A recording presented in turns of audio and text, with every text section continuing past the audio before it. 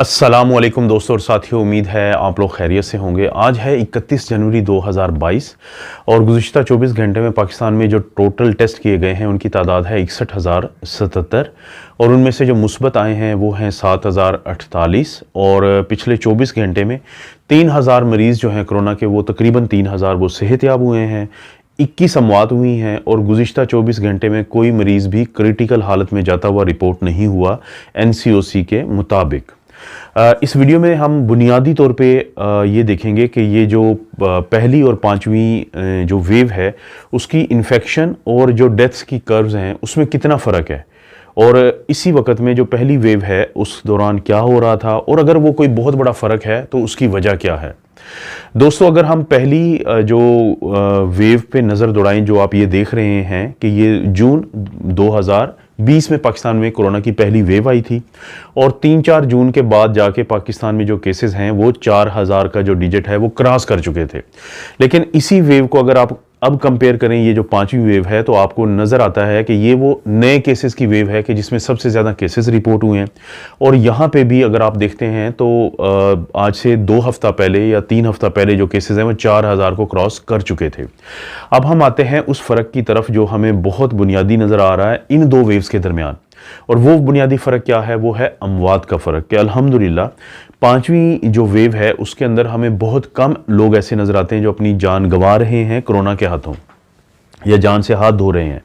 पहली वेव में अगर हम नोट करें कि 3-4 जून के बाद जब केसेस बढ़ना शुरू हुए 4,000 से ज़्यादा, तो तकरीबन 10 दिन के बाद पाकिस्तान में हर रोज़ 100 से लेके 150 के दरमियान अमवात हो रही थी।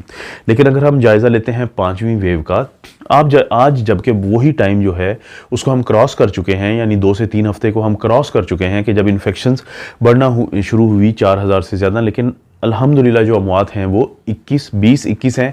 और मैं आपको बता चुका हूँ कि कोरोना आने से पहले भी जब फ्लू की एक लहर आती है जो फ्लू वायरस की, तो वो तमाम लोग जिनकी कुव्वत मुदाफ़त कमज़ोर होती है, जिनकी इम्यूनिटी कमज़ोर होती है, तो वो उसका शिकार हो जाते हैं। नमूनिया उनको जब फ्लू के बाद नमूनिया होता है तो इतनी अमवात आप कह सकते हैं कि किसी हद तक उस दौरान भी होती रही हैं। तो ये एक बुनियादी फ़र्क है जो हमें बहुत ज़्यादा एक रीअश्योर करता है, हमें इस बात का इत्मीनान दिलाता है कि हालात बहुत बेहतरी की तरफ हैं। साथ इसका जवाब देने से पहले कि इसका बुनियादी जो फ़र्क है वो क्या है ऐसा कि जिसकी वजह से हमें ये अच्छी चीज़ें देखने को मिल रही हैं, तो एक मैसेज है। कल ये मुझे एक साहब हैं, उन्होंने किया था कराची से, क्योंकि मैंने उनकी इजाज़त नहीं ली तो मैंने उनका नाम जो है वो पोशीदा भी किया है। तो 61 साल इनकी उम्र है। इन्होंने मुझे बताया कि इनको दिसंबर 2020 में इनको कोरोना होता है और ये दरमियान में जुलाई 2021 में इन्होंने जो चाइनीज़ वैक्सीन है साइनोवैक वो लगवाई है। उसके बाद जब दिसंबर 2021 यानी गुज़िश्ता महीने इन्होंने अपनी एंटीबॉडीज़ चेक करवाई तो वो 250 से ज़्यादा थी। इनका ये कहना था कि ये इनका मैसेज लोगों को शेयर होना चाहिए ताकि उनको भी मदद मिले इस पूरे प्रोसेस को, इस पूरे अमल को समझने की। दोस्तों, ये जो दो वेव्स का फ़र्क है और जो ये दोस्त कह रहे हैं वो उसमें सबसे जो अहम रोल है अभी तक जो हम अपने आपको समझाते रहे हैं वो एंटीबॉडीज़ का रहा है। जैसे कि अभी आप इनमें भी देखा है, जो कराची से ये साहब हैं, कि इनमें एंटीबॉडीज़ जो हैं वो बनी हुई थी। लेकिन हम में से बहुत सारे ऐसे हैं कि जिनकी एंटीबॉडीज़ ज़्यादा नहीं थी। जैसे मेरी अपनी जो एंटीबॉडीज़ हैं वो शायद 46 के करीब थी जब मैंने साइनोफार्म की 2 डोजेज़ लगवाने के 2 हफ्ते बाद अपनी एंटीबॉडीज़ चेक करवाई थी। उसके बाद मैंने कोई बूस्टर नहीं लगवाया। उसकी वजह ये थी कि मेरे अंदर कोई रिस्क फैक्टर नहीं है और एज ए डॉक्टर क्योंकि मुझे बेसिक अंडरस्टैंडिंग थी कि मेरा इम्यून सिस्टम एक दफ़ा एक्टिवेट हुआ है और उसका एक ख़ास पोर्शन भी हुआ है जिसका मैं अभी आगे जाके जिक्र करता हूं, जो फ़र्क डाल रहा है इन दो वेव्स में।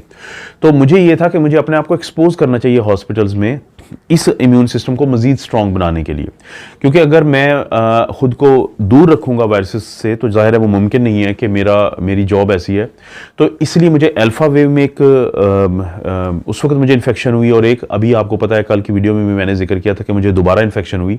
फ़र्क सिर्फ ये है कि जो अल्फ़ा वेव के दौरान हुई थी वो 3 दिन के काफ़ी शिद्दत से थी, लेकिन अब की दफ़ा शायद कुछ घंटों के लिए तो मुझे ज़्यादा लामात आई, लेकिन उसके बाद मेरी तबीयत बिल्कुल ठीक रही, कोई मुझे प्रॉब्लम नहीं बना। लेकिन अगर किसी को रिस्क फैक्टर हैं, किसी की उम्र ज़्यादा है, तो उसके लिए बूस्टर बहुत ज़रूरी है। ये इंतहाई अहम बात है कि बूस्टर की अहमियत उन लोगों में बहुत ज़्यादा है।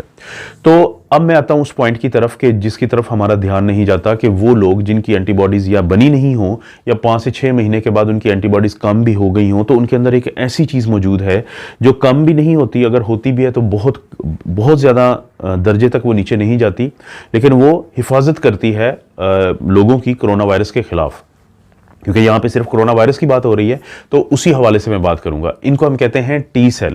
ये जो टी सेल हैं, किसी भी इन्फेक्शन के नतीजे में, या वायरस जब हमारे जिस्म के अंदर जाता है या वैक्सीन जब हमें लगती है, दोनों सूरतों में ये पैदा तो बोन मैरो या हड्डियों के अंदर जो गोदा होता है उसके अंदर होते हैं, लेकिन एक थाइमस होता है, एक ग्लैंड है हमारा, तो उसके अंदर ये आ जाती है मजीद परवरिश के लिए। दो किस्म के टी सेल बहुत अहम होते हैं। एक को हम कहते हैं CD8, जो साइटोटॉक्सिक, साइटो का मतलब होता है सेल, टॉक्सिक होता है मारना, यानी ये वो हैं जो हकीकतन मारते हैं उन सेल्स को जिनको वायरस ने आके इन्फेक्शन दे दी हो। और दूसरे हैं CD4, जिनको हम हेल्पर टी सेल भी कहते हैं, जो पूरे इम्यून सिस्टम की बाकी मदद करते हैं उसको एक्टिव करने में।